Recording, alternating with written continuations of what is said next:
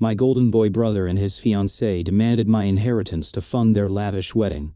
My parents, trapped by a toxic family history, took their side. They thought they were cornering me, forcing me to give up my future for their dreams. They didn't know I'd launched my own secret financial crime investigation into their plans, and I was about to expose a secret that would ruin them. How did a wedding turn into a crime scene? The answer will leave you speechless. If you enjoyed this video or found it helpful, go ahead and give it a like. It really helps me out. And if you haven't already, hit that subscribe button so you don't miss any future videos. Thanks a bunch. The email landed in my inbox with the sterile thud of a closing coffin. The subject line was just 2 words: the legacy. It was from my father, but I knew the words weren't his. They belonged to my brother, Michael, the golden boy, the sun around which our family has always orbited. Attached was a single PDF, a meticulously crafted proposal, complete with glossy photos and inflated financial projections, for a luxury wedding that would cost more than the down payment on my first house. The proposal ended not with a request, but with a demand disguised as a foregone conclusion. A familial contribution of $150,000. My contribution, my inheritance. I'm Daniel. I'm 30, a civil engineer living in a quiet suburb of Austin, Texas, and for my entire life, I have been the responsible one. The grinder, the one who left our small town, got the scholarships, built the career, and played by the rules. Michael, my younger brother by 3 years, is the opposite. He's the charmer, the artist, the one who stayed home and coasted on a sea of charisma and my parents' unwavering adoration. He could fail a class, wreck a car, or quit a job, and my parents would find a way to frame it as a part of his creative journey. If I got a B+, I was asked why it wasn't an A. The source of their demand was my grandmother's legacy. She was a shrewd, wonderful woman who saw the dynamic in our family with painful clarity. When she passed away 2 years ago, she left me a significant inheritance and a trust. With one condition: I couldn't touch it until my 30th birthday. That birthday was 3 weeks away. The money was my escape hatch, the seed capital for the small engineering consultancy I dreamed of opening. It was my future, earned through her love and my own hard work. And now, Michael and his new fiancée, a woman named Chloe, were claiming it as their own. Chloe was a masterpiece of social climbing. She was beautiful, polished, and had this unnerving ability to mirror whoever she was talking to.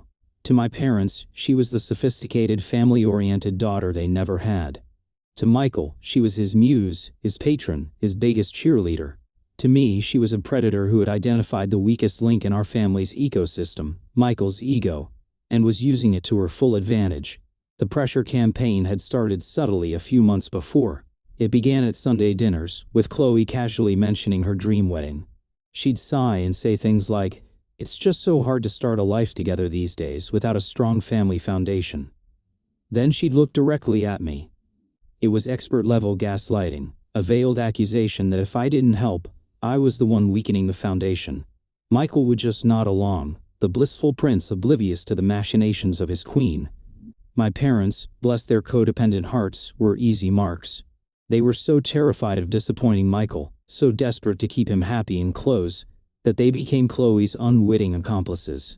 "Daniel," my mother would say to me on the phone, her voice laced with that familiar, pleading guilt, "Chloe has such beautiful taste. It would mean the world to your brother to give her the wedding she deserves. Family has to support family." The cognitive dissonance was making me physically ill. I would sit at their dinner table, listening to them talk about family values, while knowing they were actively lobbying for my future to be liquidated to pay for a champagne fountain and a Vera Wang dress.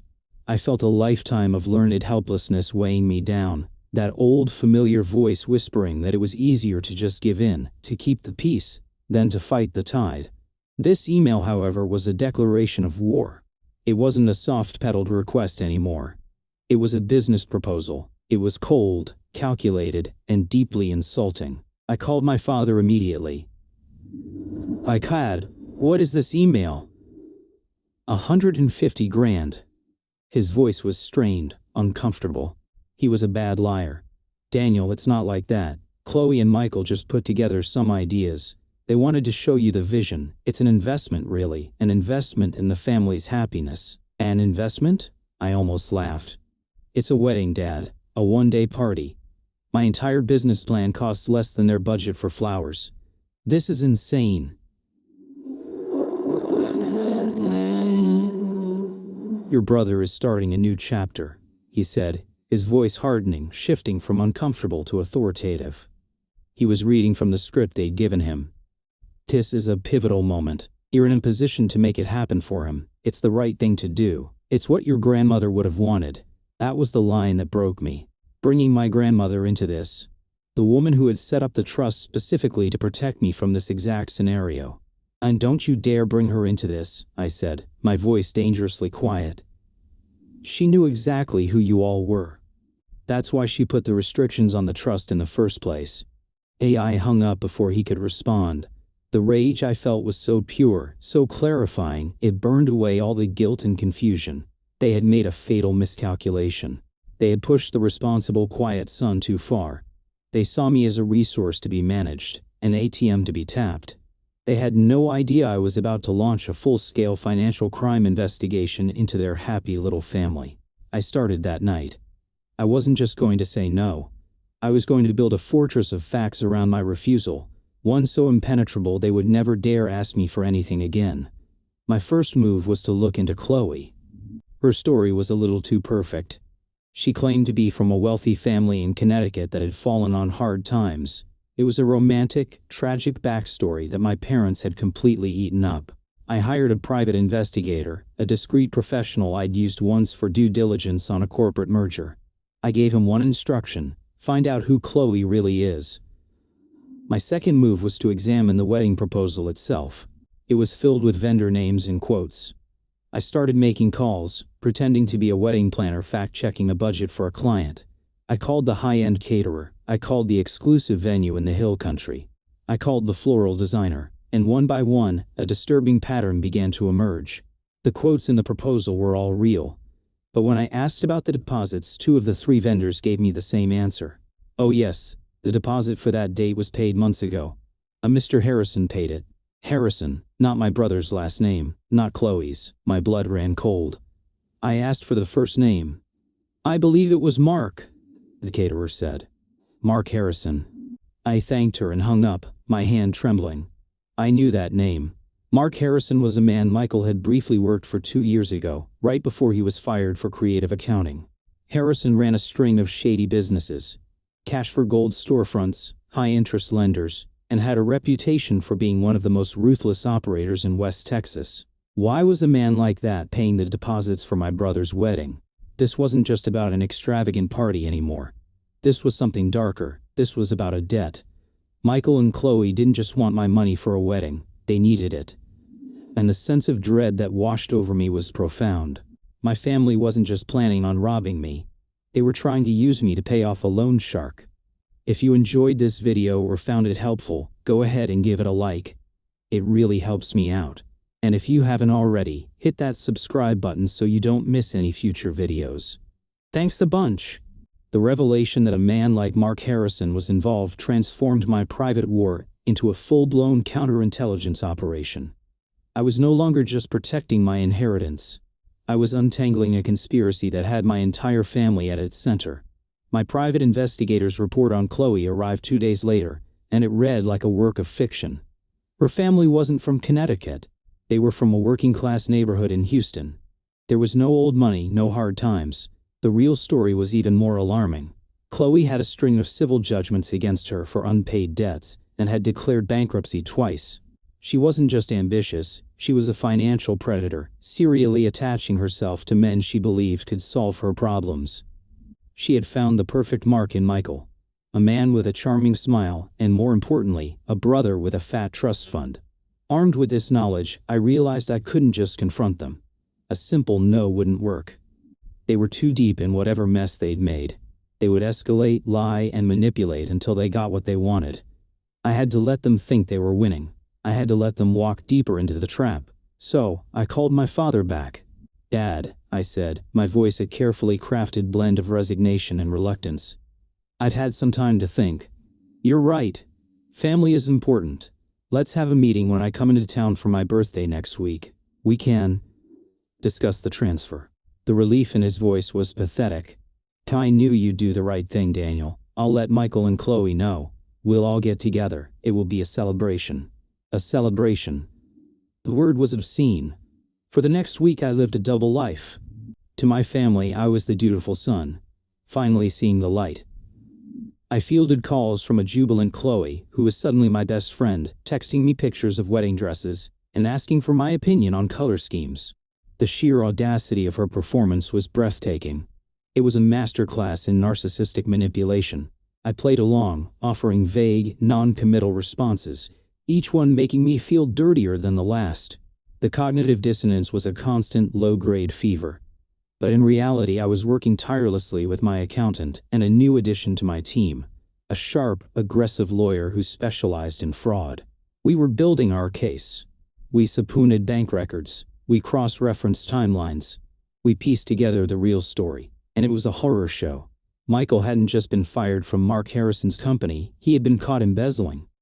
Harrison, not wanting the hassle of a police report, had made him a deal. He would keep quiet if Michael paid him back double what he stole, plus interest. The total came to just over $175,000. The wedding wasn't a dream, it was a cover story. A brilliant, emotionally manipulative way to raise the cash they needed to pay off an extortionist. They were using the most joyous occasion imaginable as a front for a desperate criminal act. My 30th birthday arrived on a wave of nauseating anticipation. I drove into my hometown, the place I had worked so hard to escape, feeling like a soldier heading into battle. The celebration was at my parents' house. The whole family was there, aunts, uncles, cousins, all assembled to witness the prodigal son's return to the fold and the ceremonial transfer of his wealth. I was the main event. I walked in, and the atmosphere was thick with triumphant relief. Chloe rushed to kiss my cheek, her smile dazzling. "And Daniel, I'm so glad you came around. This means everything to us." Michael clapped me on the back, a gesture that was supposed to be brotherly but felt like a brand. We all sat down in the living room. My father, beaming, stood by the fireplace like a proud patriarch. He held up a set of documents my lawyer had identified as a power of attorney form that would give Michael control over the trust. "Today," my father announced to the room, "I'm to reaffirm the bonds of this family. Daniel is honoring his legacy by providing for his brother in his time of need. He is making an investment in our future." He slid the papers and a pen towards me. All eyes were on me. This was the moment, the culmination of their entire campaign. I picked up the pen, held it over the paper, and then set it down. I reached into my briefcase and pulled out my own set of documents, placing them deliberately on the coffee table. "You're right, Dad," I said, my voice ringing with a clarity that silenced the room. "Oh, we are here to talk about investments. So let's start with the one Michael made with Mark Harrison." Michael's face went slack. Chloe's smile froze on her face. I held up a copy of the embezzlement report from Michael's old job. $175,000. "That's the real number we're talking about today, isn't it? It's not for a wedding, it's to pay off an extortionist before he breaks my brother's legs. Or worse." A collective gasp went through the room. My aunts and uncles exchanged confused, horrified glances. I then turned to Chloe. "And Chloe, or should I say Chloe from Houston, I'm so sorry to hear about your 2 bankruptcies and your $30,000 in outstanding civil judgments. It must be so difficult to plan a wedding with that hanging over your head. No wonder you needed a strong family foundation so badly." I tossed the Pease report onto the table next to the embezzlement file. Chloe looked like she had seen a ghost. Her carefully constructed persona evaporated, revealing the terrified, cornered con artist underneath. Finally, I looked at my parents. The anger I felt was gone, replaced by a profound and aching pity. "For my entire life you have told me it is my duty to save him," I said, my voice cracking with 30 years of pain. Connor sacrificed my well-being for his comfort. You have enabled his every failure. You were so blinded by your love for the idea of him that you couldn't see the truth. And today, you were about to preside over me, signing away my future to pay off his criminal debts. You didn't just ask me to be a brother. You asked me to be an accomplice." See, I stood up, my legs shaking but my resolve firm. The legacy my grandmother left me was a gift of freedom. Freedom from this toxic, broken system, and I am finally accepting it. The inheritance is mine. I am building my own life, on my own terms. There will be no money. The Bank of Daniel is permanently closed. Eli turned and walked towards the door. My father shouted my name, a sound mixed with rage and disbelief. My mother was openly weeping. Michael and Chloe were frozen, exposed and humiliated in front of the entire family they had tried to manipulate. The fallout was catastrophic for them. Once the extended family knew the truth, the support my parents had always taken for granted vanished. Michael, unable to pay Harrison, was forced to go to the police himself, admitting to the embezzlement to protect himself from a worse fate. He's now facing criminal charges. Chloe disappeared overnight, leaving Michael to face the music alone. The other day I signed a lease on an office space in Austin. It's small, but it's mine. The sign on the door will have my name on it, and my name alone. I've lost a family, or at least the illusion of one. But in the wreckage, I found something far more valuable, myself. I am no one's brother, no one's son, no one's ATM. I am just Daniel. And I am finally, completely, free.